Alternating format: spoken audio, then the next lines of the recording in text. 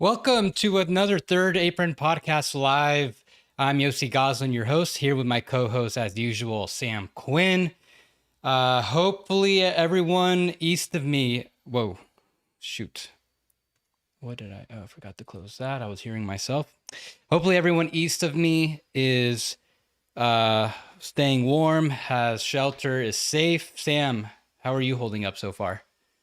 I can still see out my windows. I don't know how much longer that'll be the case. I'm on the ground floor, so there is a chance that I'm just snowed in forever and I can do nothing but podcasts. So fortunately, there's plenty to talk about. Yeah, I'm in LA. Last year we had the fires, but I never experienced cold like on that level or anything. But yeah, hopefully everyone is able to keep warm in this, and hopefully we can help everyone here, give you some little bit of mild entertainment. Uh, so in this one, we want to talk about Giannis. Hopefully you're all taking precautions, as is he. Now he already preemptively kind of ruled himself out for the foreseeable future. He's not going to play for the next 4 to 6 weeks, which to me kind of feels like maybe he's going to not play again. We'll get to that in a little bit. We still haven't gotten the official like release by the Bucks, have we? I don't think I've seen one, but I was not very much like online yesterday, so I'm not 100% sure. I feel like what we can say is the bare minimum. He should not play for the Bucks again this season, right? Like, it's one thing if he decides he wants to stay and he's on the team next year. There's nothing to be gained by Giannis playing another game for Milwaukee this season, because even if they don't trade him, they're 3-11 without him this year. At least they were 3-11 as of the injury. I don't know if they've played since. So they're going to fall so far out of the play-in that there's just nothing to be gained by putting him back on the court, but a lot to be lost if he suffers any sort of injury, obviously with calf strains. And this is the second one that he's had this year. You worry about the Achilles. If you have nothing to gain, and by the way, plenty to gain by losing, because even though they do owe swap rights to New Orleans and then Atlanta, if your worst case outcome is getting the New Orleans pick, but more likely the more you lose, the higher your own pick is going to be, that just doesn't make sense to bring him back in like March, middle of March, April, whenever. So I'm not prepared to say Giannis has played his last game for the Bucks, period. I will say he should play his last game for the Bucks this year. If he gets traded in the offseason, different story. But like, if he's going to be on the Bucks past the trade deadline, no reason to play him again. Well, I think I might be prepared to say this might have been the last time he suited up for the Bucks. Well, we think So that's what it should be. it's been a little while since we both fully discussed him. I think when Shams tweeted about kind of reignited all the stuff again, and it was like almost 2 months ago. That was the last time we really got into it, the trade market, all that stuff. As you mentioned, Bucks currently 7 games out of 500, which was kind of what they were when he started wanting to itch out again. So they've got the 7th worst record, tied for 7th worst on Tankathon with the Hornets. I think you and I both feel like the Hornets are gonna surpass them pretty safely. And so I would say the Bucks have a pretty safe floor, or a floor of 7, 7th best odds. So they're gonna pivot Well, to hang on tanking. 1 second. Are we sure nobody's going to get worse? Like, what if Dallas really starts to lean into this and like AD doesn't come back and Flag disappears? Like, I think just by virtue in the West, I think Dallas is a little bit at risk. Maybe Uh, Memphis, or do we just think I Milwaukee's I so just bad without think Giannis? I think Dallas has to shut down Cooper if they're, Yeah. because he's almost like him and Najee. So very good chance they trade Najee. So that would definitely help them lose some more. But even then, I like Cooper's, as long as they're playing him, and I suspect that they will play him throughout March, they're going to win a good amount of games against some of the bottom dwellers. So I hear you. I think Dallas should be right there, but the Bucks are a meaningfully worse team without Giannis, I'd say, than the Bucks, than the Mavs might be without Cooper. I think even if they don't have AD, and even if, as long as they have Cooper, I think they're going to be pretty good. Not pretty good, just relative to these bottom teams. Yeah, So the other thing we have to yeah, figure out, do we have any thought that the top 6 might win enough to move Milwaukee up that way. Like right now, Milwaukee is 3 wins behind Utah, but they're 6 or more wins behind Brooklyn. So Utah's the only one that's really in play, unless you think like New Orleans with nothing to tank for, or Sacramento just being dumb, like maybe one of them. But in all likelihood, so Utah probably safe at 6. We agree. The one team I'm curious about is Indiana, just because I'm always going to have a little bit of optimism on them just with the strength of their team. But I think, but they've been losing a lot while still mostly healthy. I feel like they're not going to be bottom 3. I feel like they could still finish like 4 or 5, even if they do start resting some guys. They're just so well coached. But then again, Rick might be the type of coach who can really coach them well into the positioning they want. Well, yeah, we saw that in Dallas, right? Like they did tank Yeah. pretty effectively for a few years. So Yeah. But either way, I think the Bucks are pretty much like they're 7th, 8th right now. I feel like their high is probably 6 if they manage to be worse than Utah as I look on Tankathon. And they probably have a floor, ceiling around 10. And that just depends on what happens with Dallas, Memphis, Charlotte, that morass. So either way, the Bucks are going to have a little silver lining. They'll get a good draft pick out of it, but the big winners is Atlanta. I'm really curious to see what their draft odds for #1 pick end up settling at, because I think this is going to be the most odds a team can ever have for a #1 pick. well, So at depending least on the for one that's format. not theirs, Right, because because no, Boston, the year that Tim Duncan was in the lottery, Boston had like a 37% chance because they had the worst record and they had the another pick. I can't remember whose it was that finished #6, and they still didn't get Tim Duncan. So there have been other years where teams have had higher odds, but in this format, this is going to be the highest it's ever been. yeah, 100%. Like let's say the Pelicans finish #1, then that's even 1 through 3. No matter what, that's 14, and the Bucks currently are 6. So we're looking at 20% odds, probably at a minimum. Maybe that bumps up if the Bucks finished 7th. That's another percentage and a half. 21.5% chance for the #1 pick, and pretty much just like 1% less for #2. Yeah, the Hawks are. No one's really talking about the Hawks aspect of this. That they're the ones benefiting the most. The Bucks basically they just can't get the #1 pick. That swap will rule them out from that. So if you're the Bucks, you're hoping that both those picks end up top 2. That's their best chance at getting the top pick. And that just yeah, they both want to jump in the lottery, or else the Bucks are gonna probably stay where they are right now, 6th or 7th.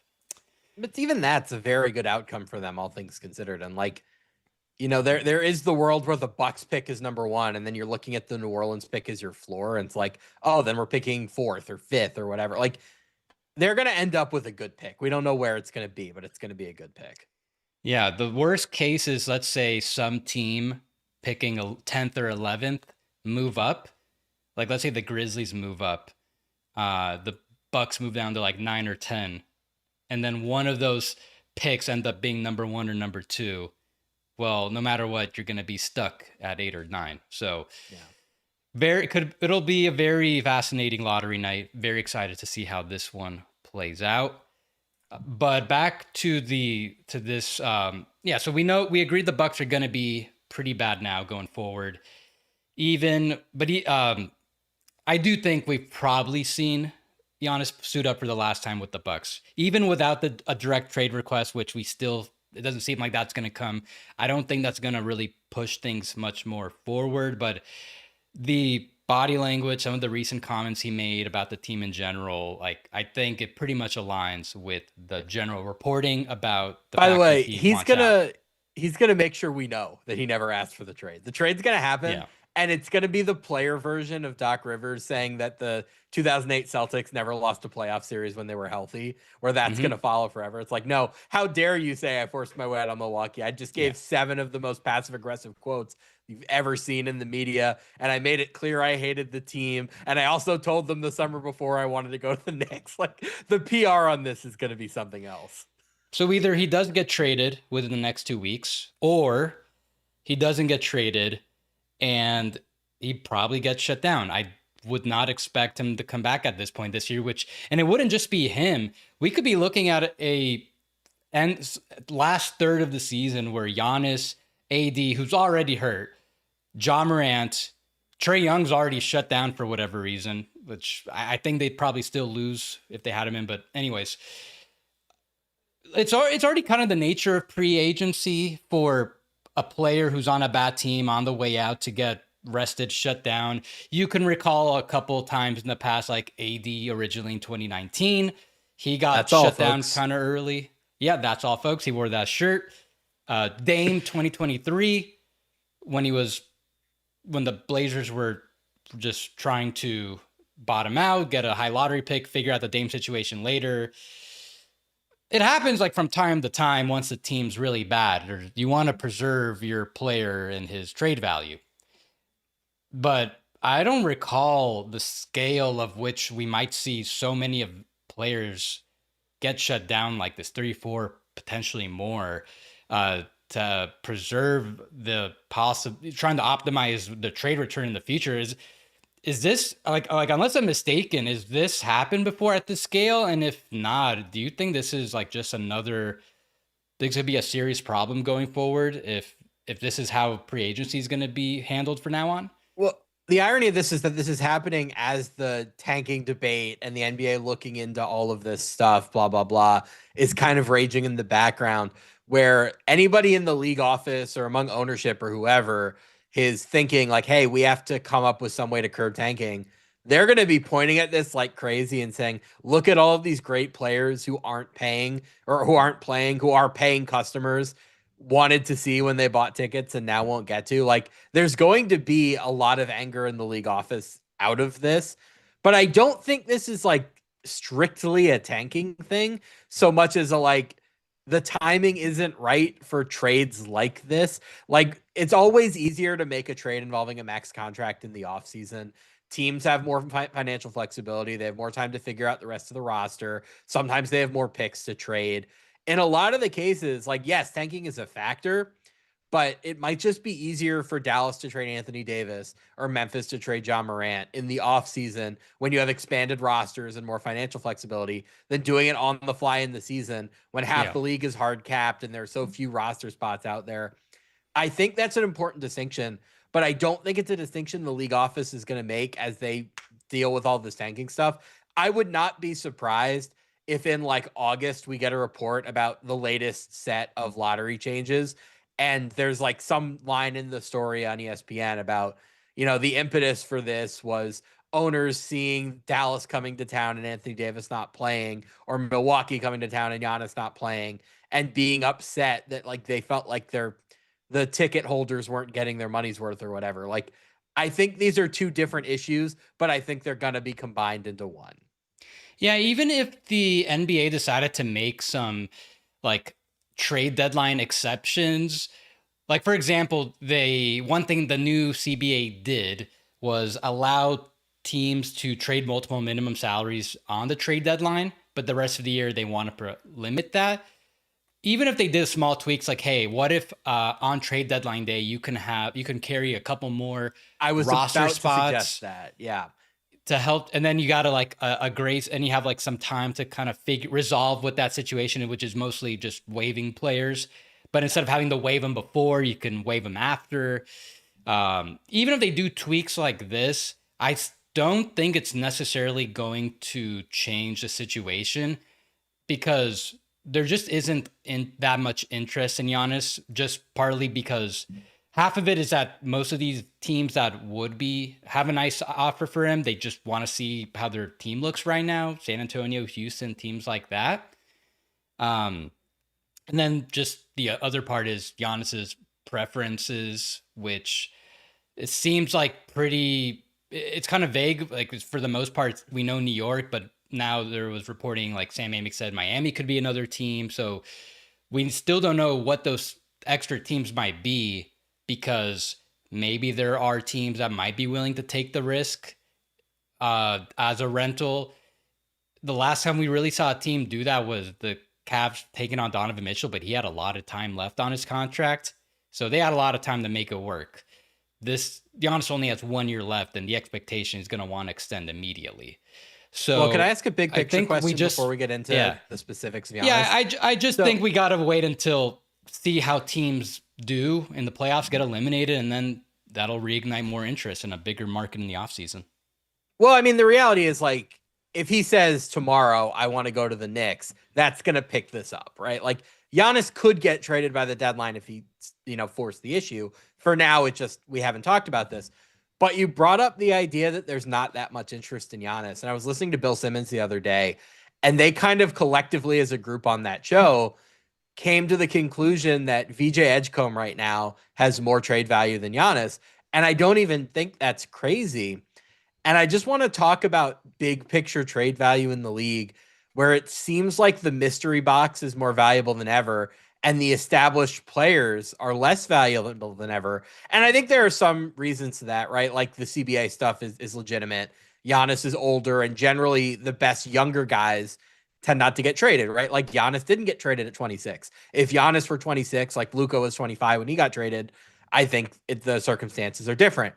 If there had been an open bidding war for Luka, that would have gone very differently. But like, I just sort of want to ask the broad question: who are the guys in the league right now where if they became available, everybody would drop everything and offer any pick, any young guy, whatever?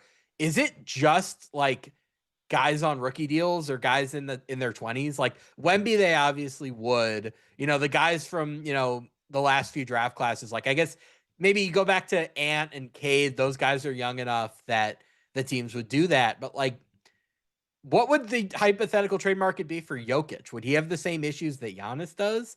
Like, are we just sort of at a point in NBA history where there is a cap on how valuable any 30-year-old player can be? I think it's situational. For Giannis, it's mostly his age and the uncertainty of how long his physical prime could last, even though it should go. He is an anomaly. It should extend further than than most aging curves. With Luca, for example, I think now the league is starting to trend away from the weak links defensively. I said So, this on Twitter and people lost their minds. And by the way, to be like, clear, the thing about Luca, he's so good that I don't think it really matters as much. yeah, But yeah, the league is veering away from heliocentric offense, yeah. bad defense. Again, Luca's so good that I don't think it matters, but I broadly think you're right. I think he'd still get a haul. I think there's still a team out there, but maybe it won't be an every team in the league type thing. Like I think about the Spurs, the Rockets. I don't know if that they necessarily shell out everything for Luca, but I think Jokic. I want to say he is a guy that every team would just go out because I think he's gonna play at a pretty close level to this till like late 30s at least. I feel pretty confident in that. Um, I think Edwards is probably the guy. Like, yeah, he can pass rookie scale, but I think he should like he's at the prime age where if you trade him now, SGA, they would get everything. I think every team would stop to get them. As for some of these rookie guys, I doubt a VJ would get like everything a team has. They're just still a level of provenness that a lot of these players, even like Cooper to an extent, hasn't had. I think Cooper is the exception. He'd probably get 3, 4 firsts right now if put on the market just based on how well he's Oh, you get done. more than that. You get Yeah. 3, 4 firsts and the two best players on the other team. Like we Yeah. did before the season, we did the players to build a franchise around draft. And I think you picked Cooper second. And I thought that was a little overkill. Now I think I'd still have him third. I'd have Wemby and I'd have SGA over him. But he's still like he has been everything Dallas could have hoped for. And Yeah. that's somebody who might have a dozen all NBA teams ahead of him. So like he would get everything if he were available. Yeah. I'm glad that pick's aging well. So I think it's just player by player.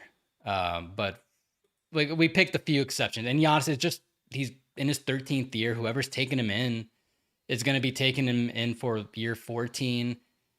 I think there's definitely some questions on how much more of this version of Giannis will be left. I'm sure at least 2 to 3, but that might be limiting the offers. But should we just get into what I think it might be best to get into what a trade would look like if he is traded now. We both agree Yeah. it's probably not going to happen. So first off, the teams. I would suspect that if Giannis is traded now, it's either New York or Miami. I'll throw in one more. Yeah, go Golden ahead. State is the other one, just because their picks are so valuable. If I could get a full draft from Golden State, I would stop and think about that. I'm just saying that based on preferences with that Giannis he wants New York. It seems like based on some other reporting recently, he'd be interested in Miami. We haven't heard anything about Golden State, and obviously now the Jimmy injury complicates that. At the same time, I would suspect that if he is amenable to an extension, that the Warriors would give up all the picks necessary to make a deal done. I could see him So doing a shorter extension with them, like a situation where he talks to Steph and Steph says like, I'll play through 28 or I'll play through 29. And he extends to that. Maybe like, I don't think he would just blindly sign an extension, but I think he has enough respect for Steph that he wouldn't like openly tell the Warriors don't trade for me. right. Ultimately, Giannis's preference are really going to matter because you could look at it as well. Giannis can become a free agent, but when has free agency worked recently? I'm sure, yeah, there might be teams willing to give Giannis a max, and there will be. But what if it's none of the other teams? So none of the teams he wants, like the Knicks can. So the Bucks could be thinking, well, maybe maybe it'll play in our favor. But if the Heat are a team that Giannis is really interested in, they can sign him outright. There's Giannis's leverage where when push comes to shove, I don't think the Bucks can wait any longer on this past the offseason.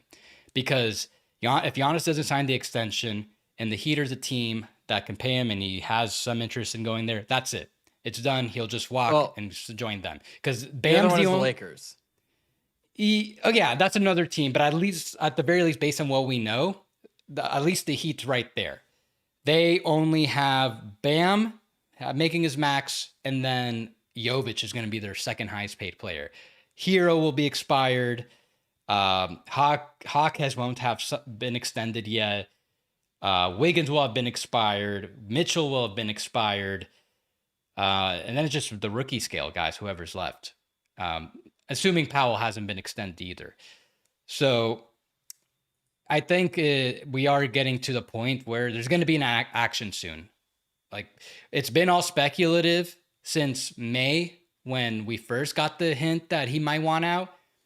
And now that we're approaching this trade deadline, we're like, it's getting real. We're in the cusp of something happening because now the Bucks are truly running out of time. Okay, so let me ask you this, just hypothetically before we keep going with this. Do you think the Bucks would get more if they traded him now or waited until the offseason? Because the advantage of trading him now is that the acquiring team is getting him for 2 full playoff runs before the next contract comes up. The advantage of trading with the offseason is that there's a wider pool of teams, and some of these teams will have an extra first-round pick to trade. So just purely hypothetically, do you think he gets more in a trade now or in July? I think more in July, but I'm not feeling substantially more. And again, that all comes down to the preferences because of how short Giannis's contract is, I don't think we're going to have teams willing to give up what it takes to satisfy the Bucks and take Giannis on as a rental. I think if he opens up his teams a little bit more, okay, that could, like if it's the Warriors can get in the mix, if the Lakers can get in the mix, just as a few examples, okay, that's definitely going to help.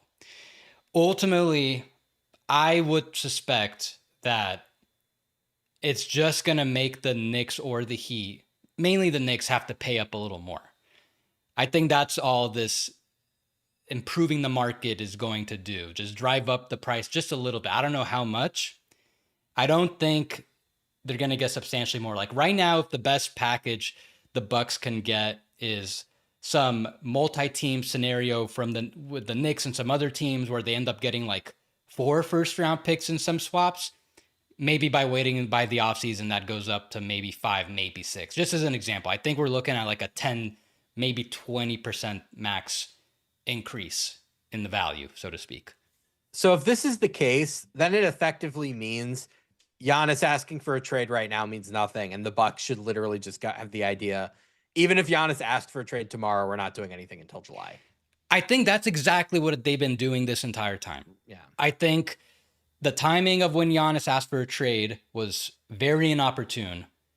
Like August, I guess it was August, right? End of free agency after the Miles Turner stuff they did. Hey, you know what? Can we see if the Knicks can trade for me? No, like you can't. That's it. Like you kind of missed the window.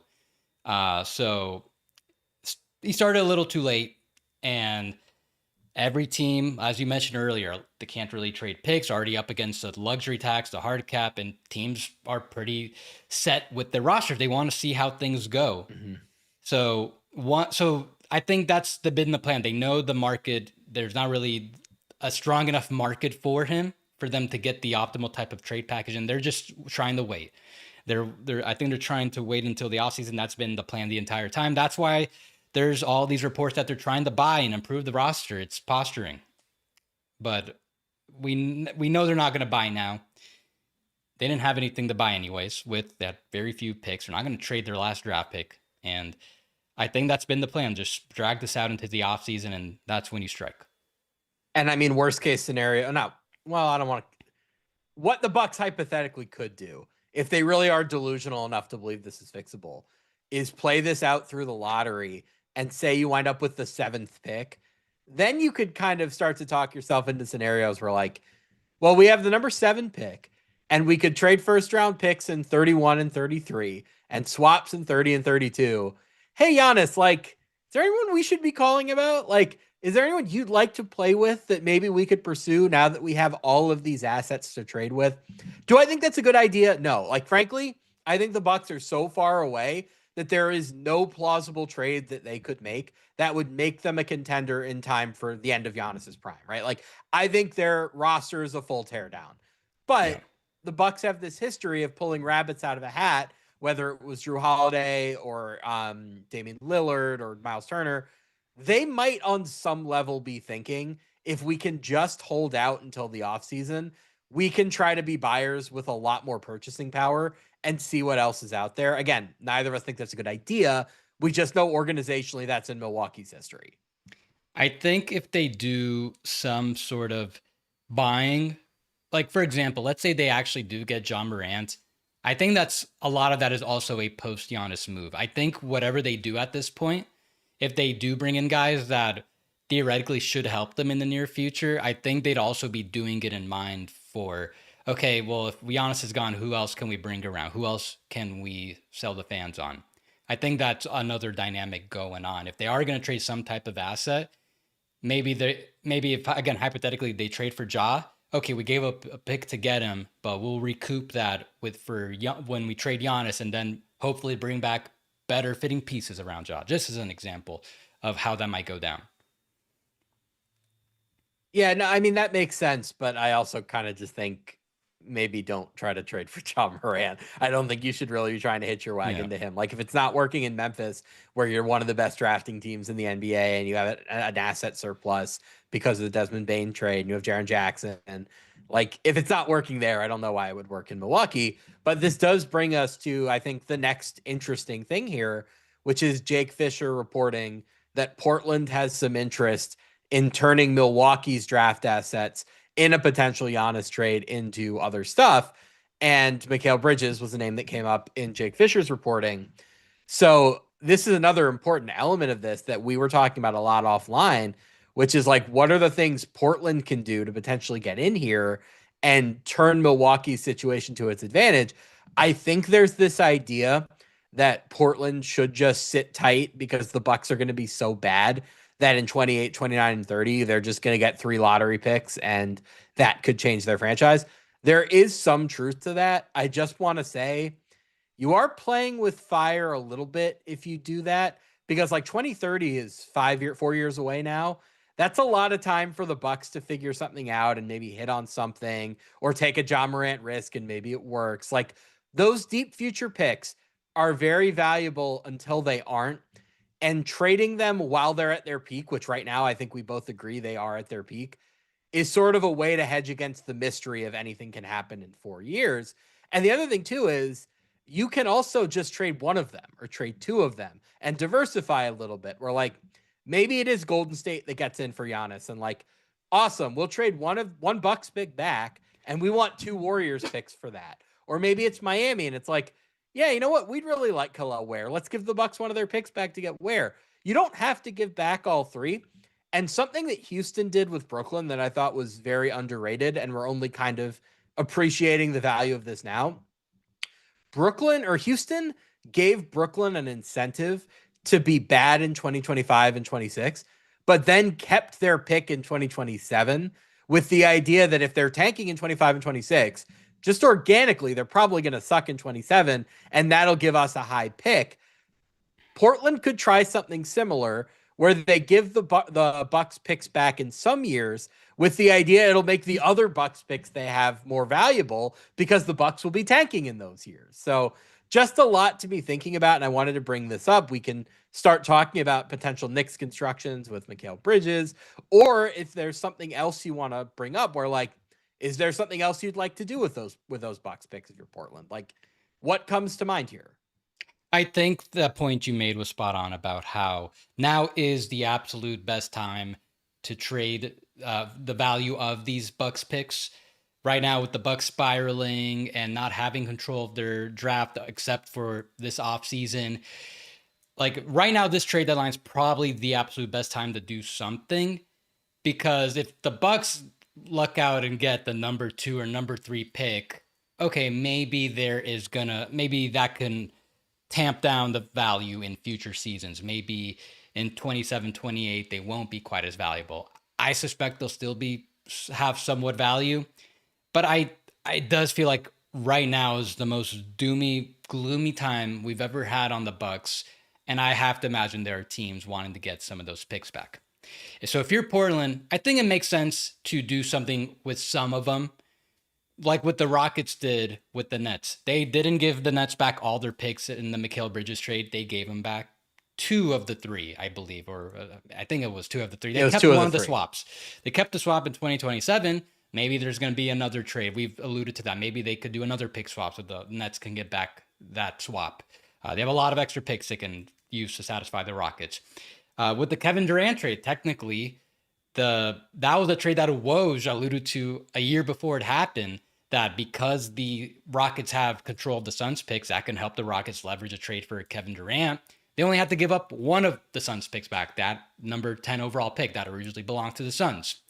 So I think the Blazers could get someone pretty good, like whether it is Mikal Bridges or I'm also thinking OG Anunoby, who they have been linked to in the past. I believe Chris Haynes reported 3 years ago that they were trying to trade the number 7 pick that became Shaedon Sharpe for OG.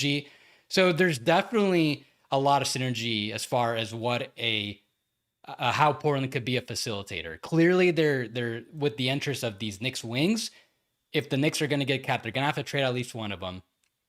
So I do think the Blazers should try to, not necessarily should, but definitely worth having a big conversation about trading some control of those picks to get somebody that you highly value now. Yeah, absolutely. I think it's tough with OG's salary being where it is.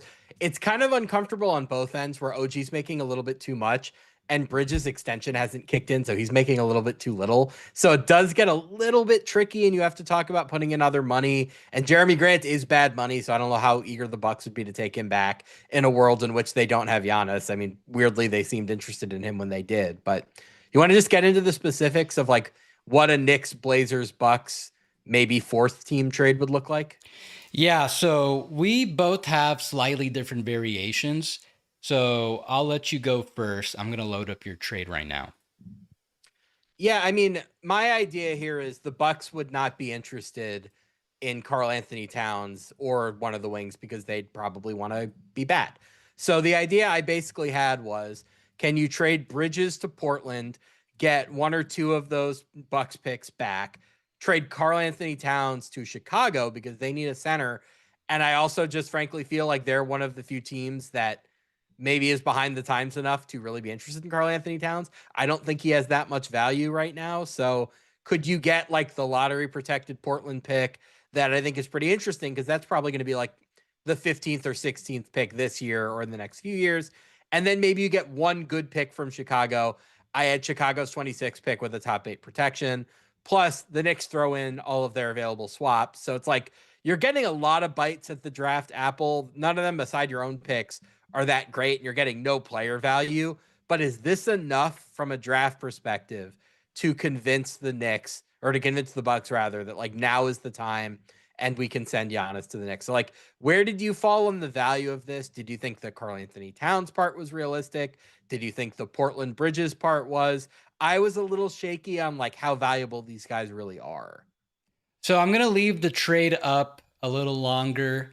For those listening on audio later, I have the trade up visually, so I highly suggest you come look at the video on YouTube so you can see the whole trade. I'm going to load up a bunch of the trades that we came up with throughout the video.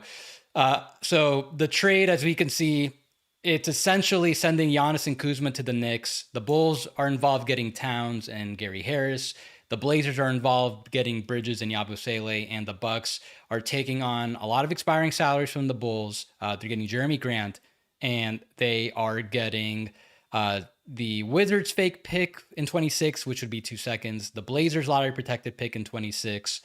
A Bulls also their top 8 protected pick in 26. Getting 28 and 2030 swaps back from the Blazers. We'll touch more on that 28 swap because it's a little complicated. And then Knicks swaps in 20, 30, and 32 because the Knicks can't trade any first round picks right now. So I think it's pretty close because with Towns, I don't think he's going to get like multiple first round picks worth of value in any trade. I feel like what you put is pretty fair. Like one good one and one so-and-so pick. I think that's pretty reasonable given the contract. So if you're the Bucks, you don't want Towns, and I don't think you'd want to trade for Towns. I would rather take these picks in the expiring contracts for sure. As for the other side of the draft picks, I guess it just depends how much they value the swaps from the Knicks and then just getting some control of their own draft picks back versus raw draft picks. Because in this trade, they're really only gaining 1 or 2 first round picks. I don't know how the Bucks will be thinking as far as that. If they're going to value the quality portion of getting the best possible picks, which is what this trade's mainly doing. You're getting a chance at having better picks in these later years. They might, though, maybe prefer to get a raw number of picks, even if the quality is a little worse, just because they have so few right now. And then in addition to getting some control of their picks, which would be helpful with the Blazers. So I think it's good. I don't think they're going to have this. They're not going to get a perfect return. That's not a perfect return. Though I'm going to put out, it's not a perfect return. But I think this is kind of getting closer to what the blueprint would be for how the Knicks end up getting Giannis. And it's funny, like you put the Bulls. I also have the Bulls getting Cat in mine. Anything else on that before I move on to mine? No, go on to yours, but I think afterward we should talk about like, are there Cat teams? Because as I thought about it, was like maybe the Pelicans. Pelicans. It gets a little tricky after that. It's basically the teams that we don't think are that smart. And what does that say about Karl Anthony Towns? Yeah, for some of the teams that have been mentioned, like Memphis, that sounds like a facilitator. Orlando, like not unless they're trading one of Paolo or Franz. That payroll would be insane. And honestly, I just don't really see the Magic going for Towns. And then there's Charlotte, which kind of goes in the same vein. Well, you've argued that the Hornets should trade for Anthony Davis. You could make a similar case for Towns. So Davis just a better fit because he actually defends. I think the Bulls and the Pelicans make a little more sense right now. The Bulls especially because it feels like they're going to do something, whether that's AD or Towns or just somebody. We don't know who. They work very quietly. It'll probably come out as a surprise if they do something like get Karl Anthony Towns. All right, so here's mine. Pretty similar. Oh, you know what? Hold on. Actually, I need to load a different trade because this is it's 2 parts. So the Knicks can only trade 2 swaps right now. They can't trade any first round picks. How can they trade more first round picks? There's a couple ways they could do it, but the most easy would be to call Brooklyn again and say, hey, how about we swap some picks so they can get some picks in the years that they've already traded out and then avoid Stepien rule, and then they could trade more actual picks. So here's the pick swap I came up with. Essentially, it's kind of similar to what the Thunder have been doing, but on a little bigger scale. So the Knicks, the Knicks are trading both their swaps in later years, 20, 30, and 32, and their own 26 first round pick to the Nets. So the Nets, they're sending back the Knicks. Basically, I would argue they send back the lesser of these picks because they have multiple teams tied into these, but just for the sake of, I can't really show that on the example. I just had the Nets sending the Knicks their own picks back. So their Knicks get their 27, 29, 31 pick back. So the Nets accomplish two things. They are getting very potentially valuable swaps in these later years from the Knicks in exchange for all these extra surpluses they have. Like they have so many picks in 29, they have so many picks in 27, and then they get an extra pick in 26, which might not be too bad, just given where the Knicks are in the standings. But the Nets right now, they want an extra 26. So that's the thing. For the Knicks, now they can trade 28, 20, 30, and 31. So they can trade 3 first-round picks. They're not going to be very valuable, but technically now, by doing this pick swap, because they got their 27, 29, 31 back, they can now trade 28, 30, 32, even though they're already like pretty encumbered with all sorts of swaps and stuff. Can I stop you for a second before you go on? Yeah. This is one of those things that smart NBA people will say, like, don't do this, Bucks. You don't want bad picks. You want upside on picks. But owners very often think about the press release more than the actual return. So the Bucks might actually like the idea of making a trade where like they get 6 first-round picks, even if 3 of them or 4 of them are like known to be crap because it looks better on a press release.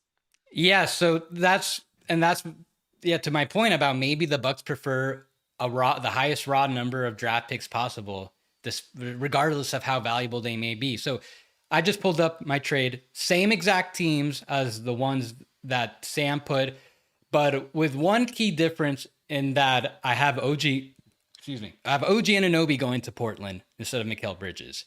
And part of that is if I'm the Knicks and I had to choose between one or the other, first I feel I would suspect OG. We don't have to get too into it. I think OG Anunoby has a little more trade value than Mikal Bridges. Would you agree? That's really tough. I mean, I think OG is the better of the two players, but he's so much less durable than Bridges is. And Bridges also has like more locker room capital, I think, just by virtue of being the Nova guy along with Brunson and Hart, where maybe the Knicks would have a slightly easier time stomaching an OG trade. If I were the Knicks, I'd rather trade Bridges. I just don't know what they actually feel. So I thought about it. I love OG Anunoby, and if I'm the Knicks, if I got to keep one of them, I'd want to keep OG. But if you're pivoting to Giannis, and you're now gonna have potentially some of these second apron restrictions, because I would suspect that if they're gonna do it in the next offseason, now you're gonna have some challenges filling up a roster under the hard cap. Versus if you do this now, then you don't have to worry about that. Yeah, but in that case, I would probably just want to keep Mikal Bridges, because he's got that much better contract. It makes it a little easier to deepening the roster. So that's where I came down to it. And especially if OG does have a little more trade value, then that would help. So just another flavor of how this deal could look. So I've got that's the one key difference. The Blazers are getting OG. The Knicks, instead of getting Kuzma, I've got them getting Jeremy Grant. I feel like if the Blazers are going to be facilitating, it feels like Jeremy Grant ends up on the Knicks as the wing replacement for whichever wing they trade out, because I think the Knicks are going to really want a wing back. And if they're getting Grant, who's been pretty solid this year, it's still a bad contract, but at least he's someone you can plug in there. And I have them also, they'll take back another expiring contract. So Matisse Thybulle, just I'm not. It could be Robert Williams, but either way, this is just mainly to make the money work. And then as for the Bucks, I have them getting back the first round pick by the Blazers that they have, and that enables them to trade their 27 first. Then I would have them trade the greater 28 that they have. So then the Bucks have a little more flexibility towards getting the better, a good 28 back somehow, because they owe swap rights to the Wizards and the Blazers. So if there's a way that maybe the Blazers can disable it from their end and then giving them the Magic pick, then that would help the Bucks have a better chance of having a more valuable pick, because again, they still owe their swap or Blazers to the Bucks. So they get a little bit of help in 28, and then they neutralize the 2030. But then the other thing is they still get 3 more picks. So I put on there just those pick swaps, but in reality, because what I really meant to say is that then the Knicks send 3 of their own first round picks that they can't trade right now, but then would be able to trade if they do that type of pick swap they do with the Nets. So 3 first round picks and a swap, a little bit of control of their picks back. What do you think of that, Sam? Yeah, I just don't like the idea of getting those crappy picks instead of getting the higher upside ones. But yeah, if that's what the Bucks are interested in, I guess I could see that. Yeah. The Knicks, I think, would rather have Jeremy Grant than Kyle Kuzma. So if the money makes sense, you do that. Like I looked into it if there was a way for like the Knicks to get Ayo Dosunmu back from Chicago. I didn't think there was. But that basic construction, if it's similar to mine, it's just instead of getting higher upside swaps, you're getting lower upside picks. Should we just like talk for there are a few things we should just explain. First of all, I think we should talk about the financial reasons the Knicks are actually really incentivized to make a trade now if it's at all possible. You brought up the difficulties that come in the offseason. I just want to explain this. So if the Knicks trade for Giannis in the offseason, they are presumably aggregating salaries to do that. Yep. If you aggregate salaries to make a trade at any point, you are hard capped at the second apron, no matter what else. This is especially difficult for the Knicks because Mitchell Robinson is a free agent this offseason. So if you make a trade that hard caps you at the second apron and taking back Giannis and whatever other contract fodder you have.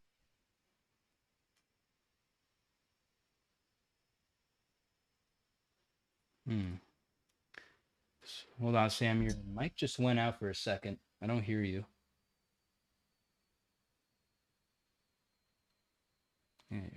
Don't hear you right now. All right, I'm taking 1 second. Oh, okay. Yeah. All right, everyone, give Sam a yeah. And now we start to hear you. Go ahead. Take a couple seconds to fix your. You want to just go without the mic? I'll go without the mic. No, we're free balling the rest of the way. Anyway, so my point. If the Knicks trade for Giannis in the offseason, they're hard capped at the second apron. There is a good chance that they're too close to the second apron to then re-sign Mitchell Robinson. Mitchell Robinson may not necessarily fit next to Giannis, but he's such a good player that you're not going to want to just lose him for nothing. If you make the trade now, the Knicks are already dealing with a hard cap for the second apron.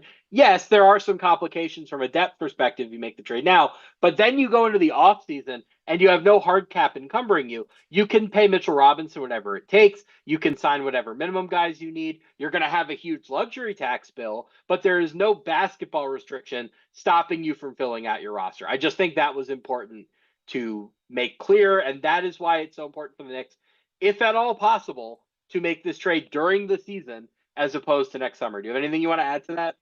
I just want to visualize what you just brought up. So I'm going to load up the cap sheet. Here is the Knicks. Let's say they trade Cat for Giannis, and it require another salary. So I'll just eliminate it could be a sign and trade, whatever. I'm just going to leave it alone. So right now, you can say because Cat only makes like $1 million less than Giannis, they're already going to be 12 million below the second apron. So if they have Cat, then and they don't do any aggregation trade, they can go above this. And that's the expectation, because who's not on their salary sheet right now? Mitchell Robinson.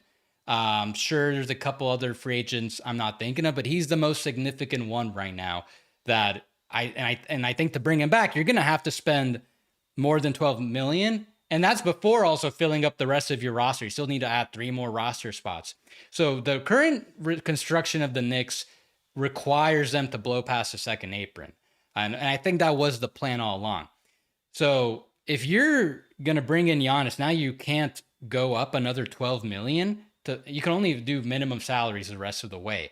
So the main now it won't be as a bigger deal because obviously Anunoby will have been traded, obviously, or Mikal Bridges will have been traded. So if they're not taking back that much salary for these guys in the long run, then okay, they probably create a little more flexibility, but they're gonna want to keep this roster as deep as possible, I would say. So maybe there there's is also a little. just the reality they're probably gonna have to take somebody back like Kuzma, like Jeremy Grant, who might make less than OG, who might make less than Bridges. They're not making a trade where they're sending out 90 million between Bridges and Cat and taking back 55 from Giannis. They might save some money. It's not going to be a ton. So let's say they get back Jeremy Grant for OG Anunoby, like I proposed. That's still 20 million below the second apron. So you can bring back one good guy, which again I presume would be Mitchell Robinson, because they can just resign him with the bird rights. There's not going to be any restrictions to that. They wouldn't have the mid level to sign anyone. So either way, I don't feel comfortable if I'm the Knicks. I don't feel that comfortable having to navigate second apron starting next season when you have 4 guys already making 30 million. That's if they 41 making 40 million if they still have OG. And that's why there could be a little bit of urgency for the Knicks to get something now. I think they figure it out later if needed. If they have to do the trade in the offseason, so be it. They'll figure it out. It won't be comfortable. So I wonder if there could be a little sense of urgency to try to get something done now. At the same time, that might not be up to their control. Maybe they just have to wait, because by waiting, it means an extra draft pick, not only for the Knicks, but for everybody else. So we'll see. I would suspect, though, the Knicks are going to have to try to figure out how to budget the roster under the second apron next year. So that's when the trade will most likely happen. Our presumption, we've talked about this as it related to several other moves, was the Knicks' plan financially was to hover around the second apron last year and this year, and then to blow by it next year and the year after, with the idea that Karl Anthony Towns expires the year after that, and that's when you kind of do your reset. The Giannis trade makes this complicated. I guess the other thing you could theoretically do if you did save enough money in this trade is you let Mitchell Robinson go, but you use the full mid-level to sign a free agent who maybe fits a little bit better next to Giannis. But if you do that, if you lose Mitchell Robinson and you lose Cat, is Giannis playing center then? I'm not saying that's the craziest idea, but that might be what you'd have to do, because you wouldn't have any centers left over on the team, and you'd have to fill out the rest of the roster, which comes with its own set of complications. So the point is, if they can, it would be very preferable for the Knicks to make this trade before the trade deadline. The other thing that I kind of wanted to talk about, this might be a little bit too messy, and we don't even fully we were talking before the show and trying to figure it out, is the specifics of what picks Portland can send back to Milwaukee.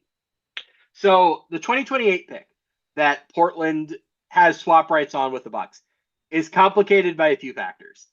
Number one, we've talked about this in some other episodes. The Blazers owe Chicago a lottery protected pick this year that remains lottery protected in 27 and in 28 for not conveying if it doesn't go by then. The reason this matters is that there is a world in which Portland misses the playoffs this year, misses the playoffs next year, and then makes the playoffs in 28. If that happens, then Portland doesn't have a pick to swap with Milwaukee. Therefore, they lose the swap rights with the Bucks. That's something to keep in mind. And then the other thing to keep in mind is that Washington has those secondary swap rights with Milwaukee, thanks to the Kyle Kuzma for Chris Middleton trade. Why does this matter? It means that Portland can't just cancel the swap rights Milwaukee owes them in 2028. Because if it did that, Washington swap rights would still exist, and Milwaukee would therefore still owe swap rights elsewhere. If Milwaukee wants its first round pick back in 2028, what it has to do is trade for Portland's own pick, with the caveat that it would be getting the better of its own pick or Portland's pick. That is complicated, and it involves Portland adopting the risk of losing the upside of its own pick. So that would probably require more asset value back to make feasible. Does that all make sense? Yeah. It's all pretty confusing still, but it's interesting how, like in my trade, I had the Blazers getting back their own first round pick just because that would help open up a couple more things. Because right now, as things stand, they could trade like a 2028 pick. I don't think they could trade both right now because of the Stepien rule stuff. Yeah. Yes. Anything else on that before we move on? I think we can move on. I mean, are we done with Giannis, or did we want to move on to just general trades? No, I mean, we can move on to general trades. The last thing I'll say is just keep an eye out for Portland with these Milwaukee picks. I don't know that it's going to be Mikal Bridges. It might be one of any number of other things. But something to keep in mind with the Blazers is they've shown no appetite for tanking an upside. They're just solely dedicated to like getting good players in the building now. So like if any other team that might want Giannis has to kind of use Portland as a broker, and like Portland might look at Miami and say, we would like Khalil Ware. Portland might look at Golden State and say, we want your picks in the out years. We just want to diversify our collection of picks. Portland might look like if Houston or San Antonio jump back into this. Like Portland kind of controls the ball game. And that's just something to keep in mind with whoever wants to negotiate for Giannis. Yeah.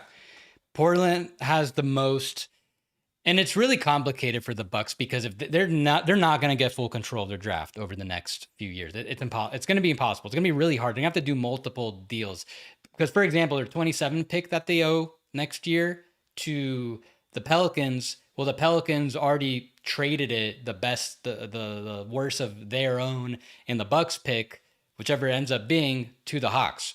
So you kind of have to trade with both teams. If the Bucks want to get hang on, let me stop you for a second there. The Pelicans aren't trading the 2027 pick back for any reason.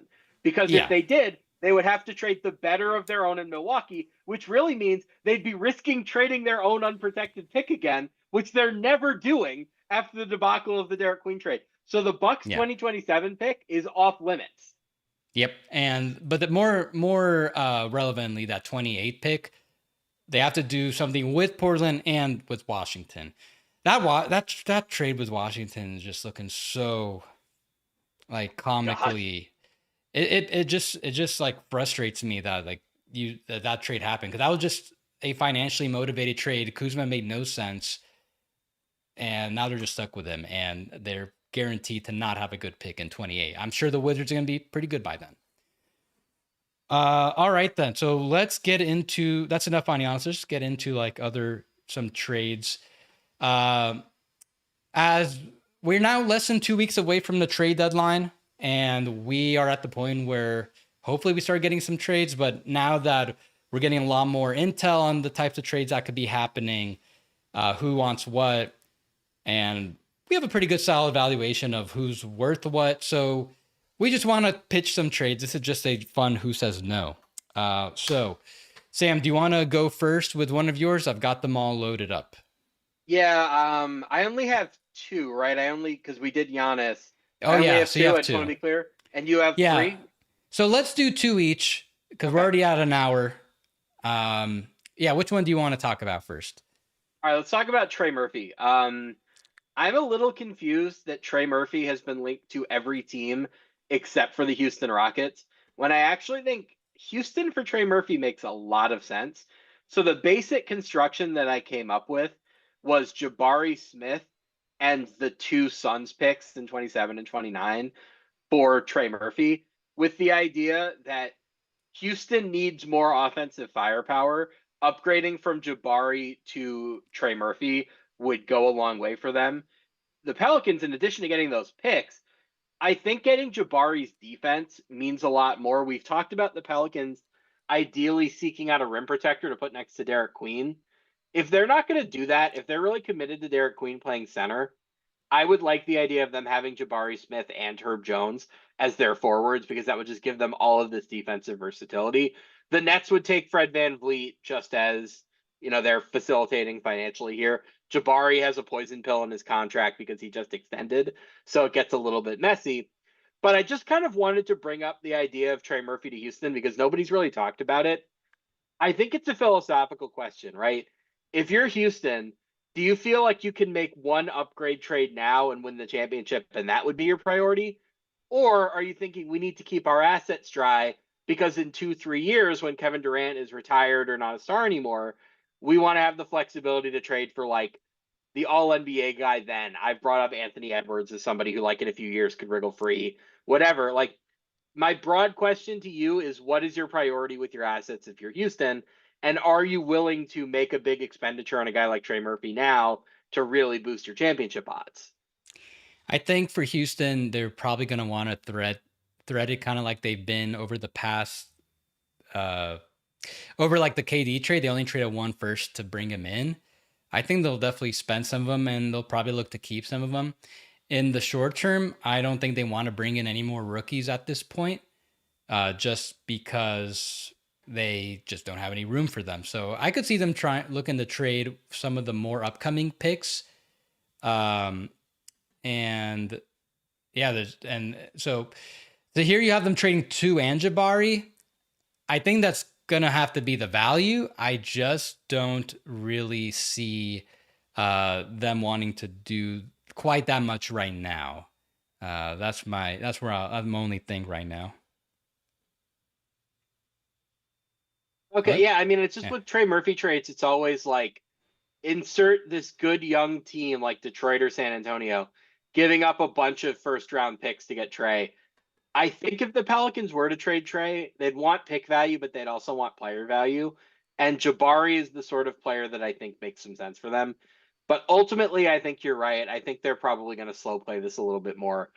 I heard all these people saying when they traded for Kevin Durant, this is an indicator that they're all in on the present. And I don't really believe that's the case. I think the trade for Kevin Durant was so cheap that they just looked at this and said, this opens the 2026 championship window, but it costs so little that it's not going to affect our future window either. So I don't think that they're necessarily thinking like we have to win it right now, but I think it's just worth the conversation because the thing they need offensively, I mean, what they really need is like a high level point guard creator, but that changes the entire formation of their team. What they could use is a guy like Trey Murphy, who's just going to come in, do a little bit of creation, but make a million threes and be very athletic. That would like be the way to maximize this version of their team. I think if they got Trey, they could like really be in that top tier for the championship this season. It's just a matter of, are you wanting to go in now or do you want to go in later? And I think they'd rather go in later. I think they're going to go in later. I want to bring up another trade. It's going to be the last time I bring this type of trade up, because I just hold on. That was so it's Rockets related. We've been pushing Fred VanVleet for and picks for Derek White for a while. I just want to bring it up one more time because I think I kind of figured out what that trade would be if that ever happened. I think we're getting closer to what the Celtics would want, because I just bring it up because right now the Celtics are playing so good that they gained a lot more leverage on a potential Derek White trade. If they were to trade him right now, I think this is what they're going to have to require at a minimum. So you get two of the best picks you could get in 27, 29. You can make the language so you get the favorable of all these picks, and in 27 would probably be the Nets, and 29 it'd be a combination of Houston, Dallas, Phoenix, so you get the most favorable of that. And you get Tari Eason, who I think would be a wonderful fit to their starting front court in the long term. If you can bring him back on a pretty nice deal, then that would help too. And then Fred VanVleet would actually be really helpful for the Celtics. Now, this doesn't get them under the tax right now, and it could impact their tax plans for next year. They might have to do some more trades if they're having Fred and Tari. But I just think if you're Boston, like most likely they're not going to trade White. I think they're going to continue as it is. But I wonder. I think if you get offered something like this, I think it's you gotta sit down and have a conversation about potentially pivoting a little bit, because I think if you accept something like this, you have a better chance at having the pieces to form a better team in the long term. Because that's a lot of value for Derek White. Yeah, I Yossi, don't think this it's gonna ship has happen. sailed. Yeah, Come I on. don't think it's Like, gonna this is not happen. happening. I Like, just bring it we've been up over this too because many times. yeah, but I just want to bring it up because like now, like I'm sure his value's gone up, and they're gonna it's helped their leverage a lot this run. Just I think give it's this fake worth it. trade a Viking funeral. It Yeah, is not going to happen. yeah, And by the way, it would be irresponsible for Houston too, because Tari Eason is essential to them, and I think they need to re-sign him. I yeah, wouldn't give up the picks for somebody at that age. The reason I brought up Trey Murphy, aside from the basketball fit, is that he's young and then he's cost controlled. Like, he's going to be cheaper, I think, on his current contract than Derek White is, in addition to being quite a bit younger, in addition to being a significantly better shooter, which Houston needs. That's a big problem area for them. Like, no, this doesn't really make sense for either side, I don't think. yeah. It definitely makes a lot. I think it makes less sense for Houston. They like it's for I just go against exactly what I was arguing. I don't think they're gonna go all in for anyone right now. I just figure if you're Boston, that's what you're demanding at a minimum to pivot. All right, so you have one other trade up there. You know which one it is? I know what the basic trade is, but I made that a while ago, and I don't have let me get the exact deal in front of me. Here, I'll just put it up Okay. in front. So, yeah. So we've talked like a lot of John Morant, and we've talked about maybe Portland trading Jaren Jackson, and a few teams have come up, like, the Detroits, the usual suspects of teams that want that 3-and-D power forward big. I think Portland actually kind of makes a lot of sense. They do need more shooting. They're a very defense first organization. Like, clearly with the Drew trade, they kind of sent a message that they intend to be a team that wins on defense and like gets by on offense. They do need more creation. Jaren is like not a point guard level creator. We linked, all the point guards to them, whether it was LaMelo. We talked about Trey, that didn't happen.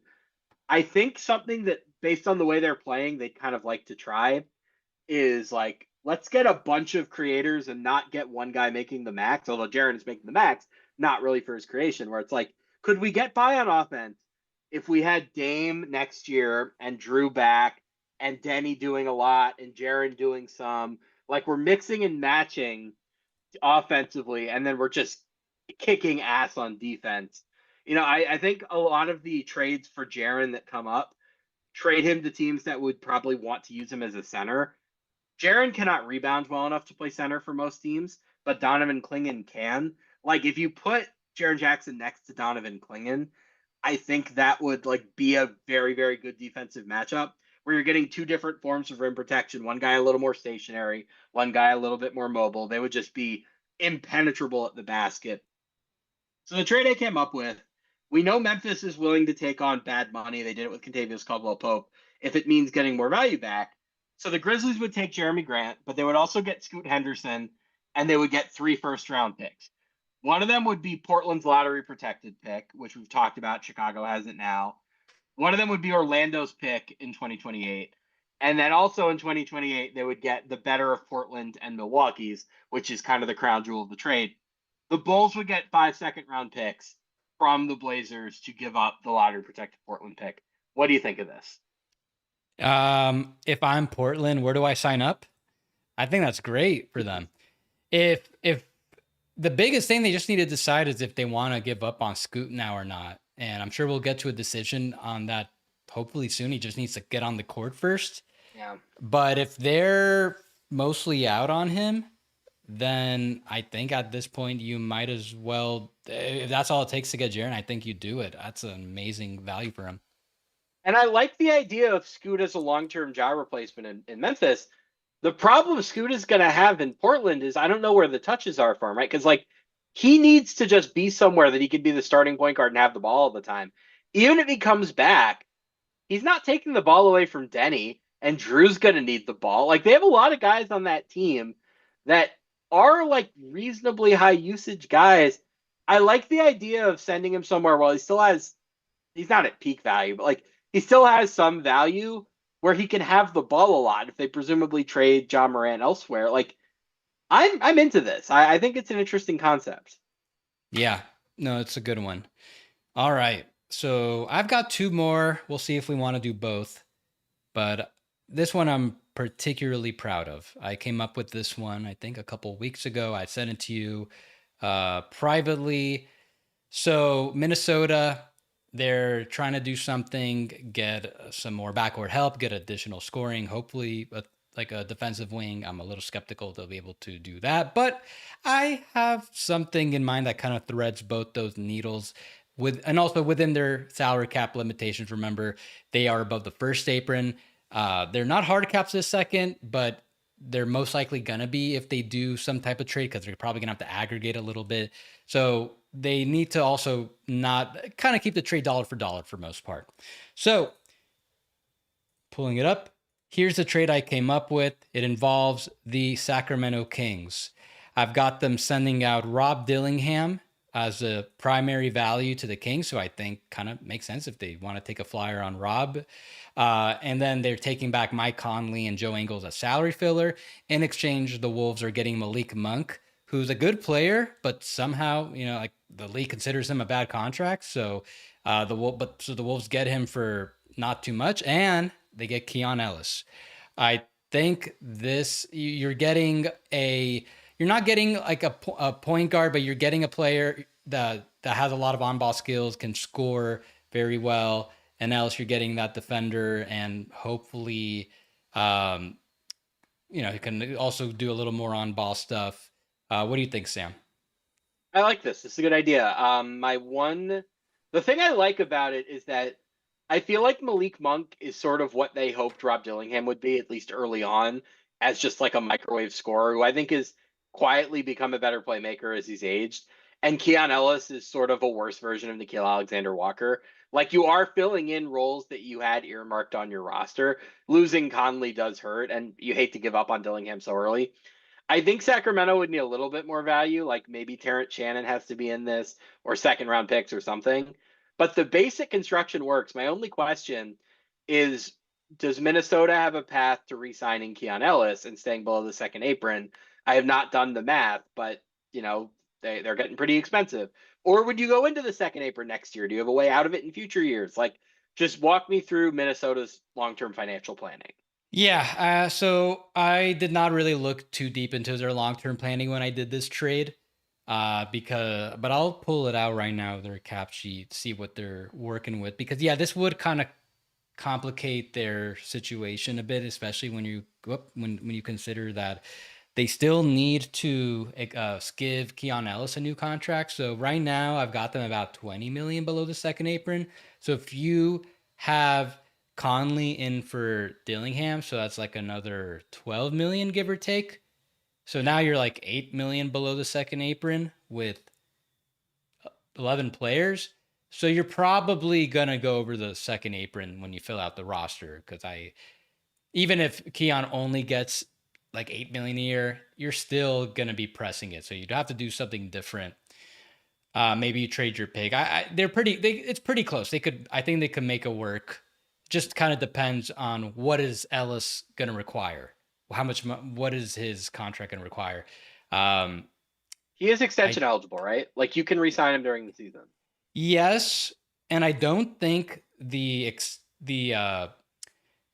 trade restriction would really make his extension like suffer, if that makes sense, on the Wolves. Like, they could probably still extend him as soon as he becomes extension eligible. Like, what do you think he's getting right now? What do you think his market is? I mean, before the season, I was thinking like full mid-level. It's just the Kings have wasted him so much that I actually think it's feasible. I think he'd probably want something shorter term, like a way to prove himself on a good team. Like, could you get him for 2 years? Like, say 2 years, 20 million player option on the second season. Like, is that feasible? I don't think his market's that high. I've been thinking before the season, he was a like slightly above tax mid-level guy. So like a room mid-level guy, 8 to 9 million a year. And I think this current season, which just the way he's being used, the minutes, it hasn't improved from there. So I'm thinking now that's more kind of the ceiling of what he's looking at right now. I think he needs to play a good amount to get a little more. So we'll see if he wants to extend now, play it safe, or potentially play in the playoffs and see if he can get something bigger later, because he could extend after the playoffs end, but still avoid free agency. So like he could still extend in June to prevent free agency. I think his skill set is valuable enough and scarce enough, and there are enough young teams with cap space that his market is probably going to be a little higher than you think. Because like Utah could use him, Brooklyn could use him, Washington could use him. Like all of those teams are not going to blink at giving a guy like that 12 million a year. So I think the market is probably a little bit better than you think, but it probably isn't where it would have been like at the height of, before the season. We were talking about him as like the Nickeil Alexander-Walker of the 2026 offseason. Right. We'll see. Maybe my trade doesn't totally help align with the Wolves books. I guess it just depends what else is asking for. But I think if you're the Wolves, they have one more second apron season, by the way. Like they can do the second apron without feeling the worst effects of it. I'm just saying. And I think that's a type of trade where if you're trading Rob Dillingham, you got to keep Ellis. You can't just let him go. Then you're right. Then you're just wasting whatever upside you could have kept with Dillingham.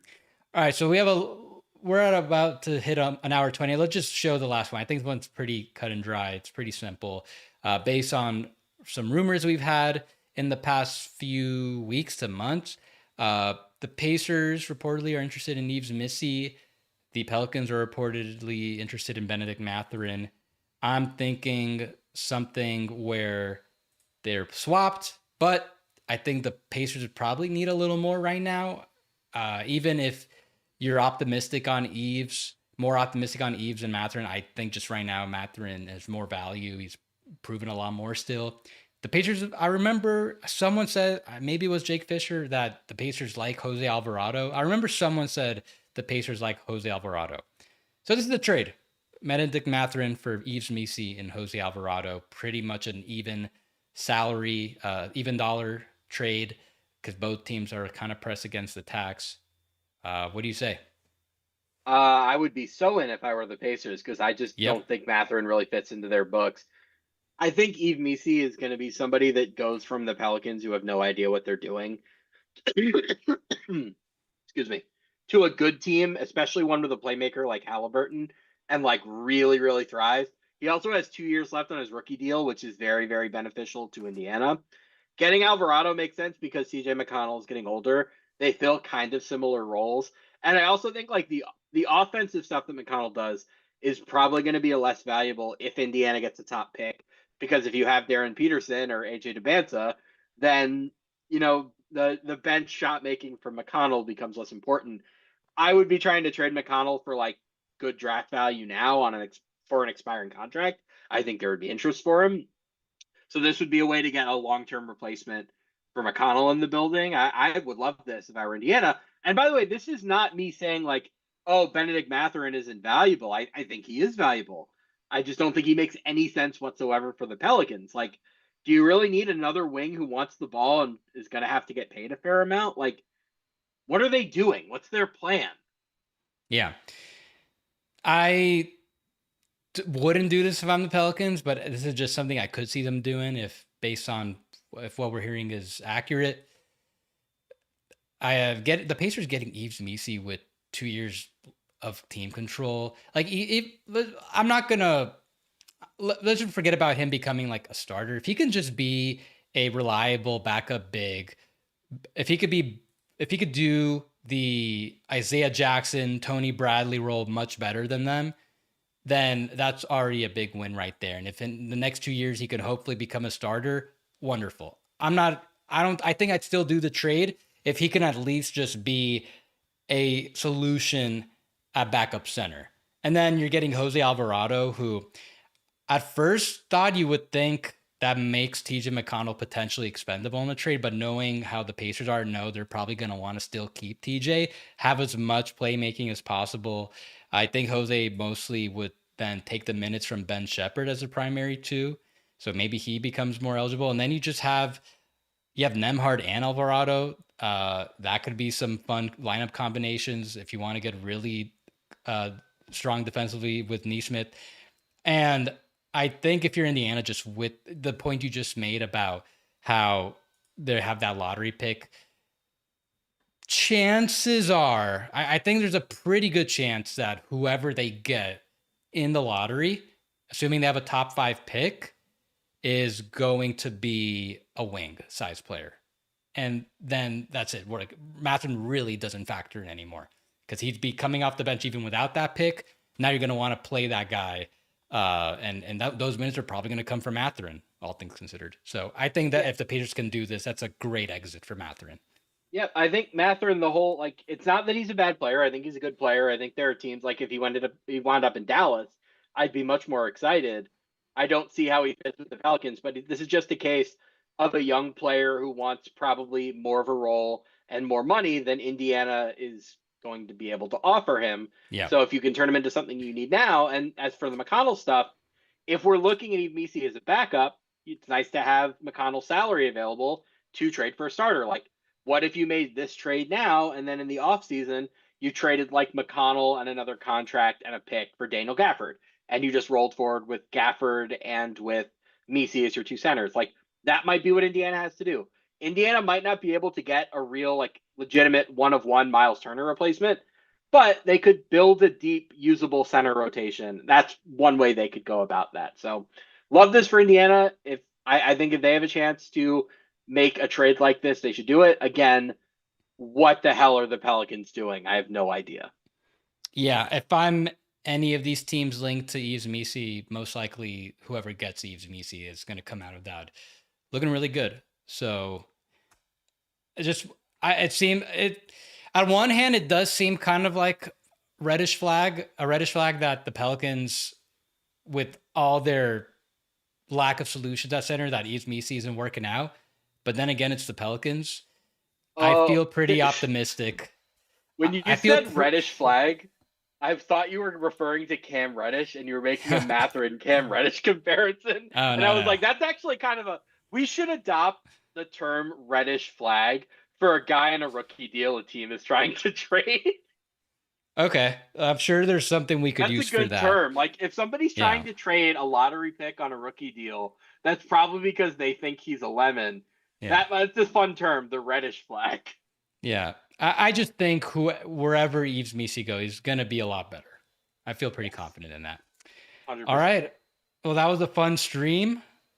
We're now, 12 days or so, 11 days from the trade deadline.